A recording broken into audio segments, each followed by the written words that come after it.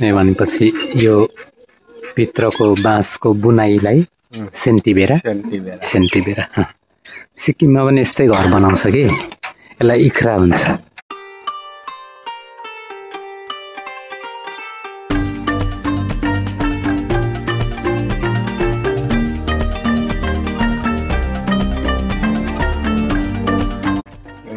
बाँसको त्यो बुनेकोलाई इख्रा भन्छ इख्राको घर भन्छ यस्तोलाई बीचबीचमा काठ यस्तै प्रकारले लगाउँछ अनि काठ लगाएको घरलाई काठको घर पनि भन्छ इख्राको घर पनि भन्छ यसलाई चाहिँ सेन्टिबेरा भन्छ सेन्टिबेरा है त्यो उस भाषामा आफ्नो भाषामा दनुवार भाषामा कि हामीले त्यही नै भन्ने हजुर हुन्छ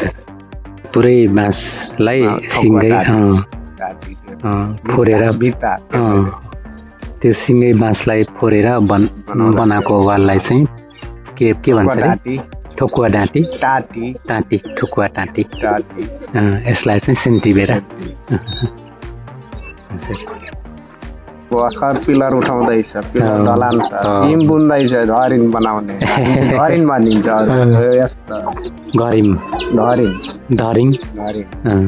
भनेको यो तेर्सो हो त्यसबाट अनि यो पिलर राख्दै यसरी अहिलेको चाहिँ बिम के अरे त्यसलाई चाहिँ बिम भन्छ यसलाई बिमै भन्नुहुन्छ है थामलाई यसलाई त खम्बा है पिलरलाई खम्बा हजुर खामा सालको यो धेरै साल पुरानो घर हो यो धेरै भइसक्यो 50-60 साल भयो छैन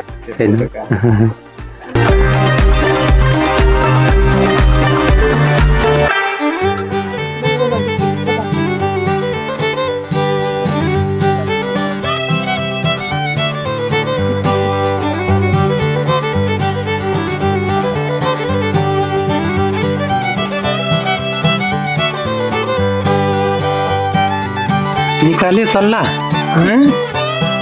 निकाले खोइ त्यो नानी हेरौँ हो गर्छ ल सुन्दरी नानीहरू देखाउ त नानी देखाउ एउटा मात्र निकाले है एकैचोटि निकाल्दो रहेछ नि है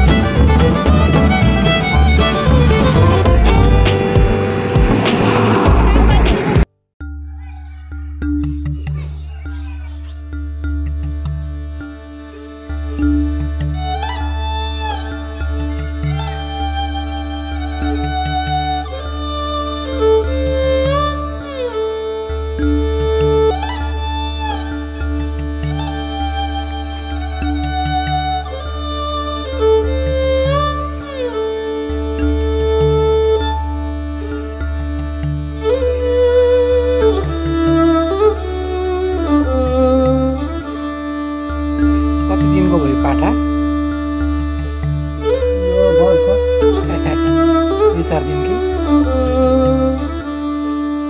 यो चाहिँ